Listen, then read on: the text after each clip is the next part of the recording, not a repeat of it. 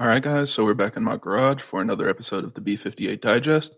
If you're new to the channel, I use these videos to help keep you updated on the latest developments in the B58 community. So if that's something that you're interested in, be sure to subscribe to the channel. There will be a lot more of these videos coming out in the future. So today I wanted to do something a little bit different, and we're going to talk about two M240i reviews from pretty large YouTube car reviewers. Now, keep in mind, when I actually was doing a little bit more research to put this video together, I realized several other people had already reviewed the G42 240i. These are two American YouTubers that I subscribe to, and I just thought this might be something cool and different to do to kind of react to the reviews as an existing B58 owner. So if this is something that you guys like or want to see more of, let me know, and I can keep an eye out for other videos that come out.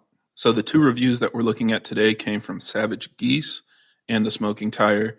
And again, they're both two American car reviewers. Savage Geese is probably my second favorite reviewer, right behind Chris Harris, just because they're very thorough. They're very critical of cars. They're not scared to say things that they don't like about it. And they're also very thorough as far as making sure that they go underneath the car. They look at the suspension, the drivetrain. They get a lot of feedback, even from like the actual OEM engineers that designed the car. They even do like analysis of the sound and the interior and things like that. So they just kind of lock in a very niche space in the YouTuber platform. Smoking Tire is also really good because they do those back road drives through the canyons in California. So they do a lot of testing for handling and also just making something relatable to me. Matt's a bigger guy, and so he can comment on the fitment for, people like me. So it's pretty cool to see that, and I'm happy that they actually reviewed the cars. Now, none of them own B58s, and the only one that actually owns a BMW is Matt from The Smoking Tire. He has that E46 M3 that he just bought, which he had reviewed several years ago, said that he liked it, and finally bought one. So he's definitely a big fan of the E46, and that also kind of ties into, kind of his point of view or opinion on newer BMWs, because he's a big fan of the M2 and feels like that's the closest modern BMW to the E46, and so that's pretty much what he relates it to. So yeah, looking at the M240i, I think they're all in a good position to make some good reviews and give us some feedback. Anyway, so I think the main thing that they all commented on was that they felt like the interior was good and the drivetrain was great and it made a great, powerful daily driver.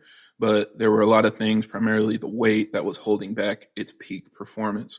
And that's something that I think we all can kind of agree on. The interiors for sure are very clean and simple. I think that's the one thing that I wish I could get in my F-Series BMW, because the updated gauges and iDrive and all of that just makes it a much nicer space to be in. Also, Savage Geese had it on winter tires, and he's up in Chicago in the middle of winter. So they were driving it through the snow, and you can see how dirty the car was. They really got to put it through its paces. And he commented on the X-Drive and its capabilities. It worked great.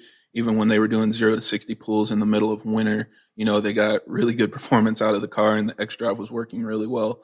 They also said it didn't have too much push, and just generally speaking, it was a nice daily driver that had a lot of extra punch when you wanted it. But the biggest issue, of course, is even though it's a small 2 Series, it's 3,800 pounds. That's just really heavy for a car that size. And being that it has no manual option and it doesn't have a rear-wheel drive option yet, those are maybe like the two easiest things that you could do to the car to reduce its weight. But they just tacked on so much new technology and just different things into the car, then added so much weight that you're going to lose a lot of performance in the handling department. And that's where vehicles like the M2 just will completely outshine it no matter what, because BMW goes through the extra steps to use lighter weight materials, even a lightweight battery, and just a lot of things that aren't easy to retrofit or install on, an M240i in the aftermarket. So unfortunately, that just kind of seems like it is what it is.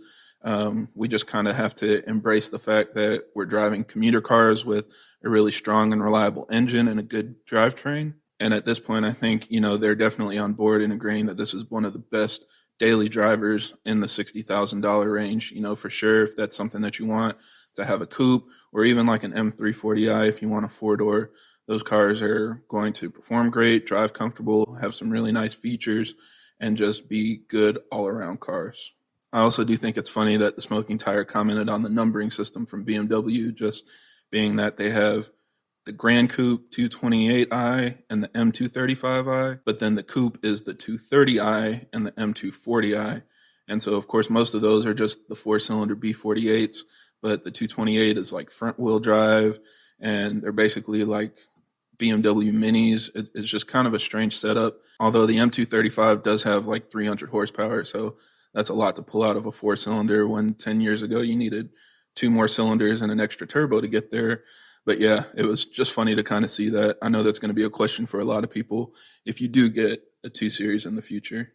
But yeah, all around, I think they were good reviews. Definitely check them out if that's a car that you're interested in.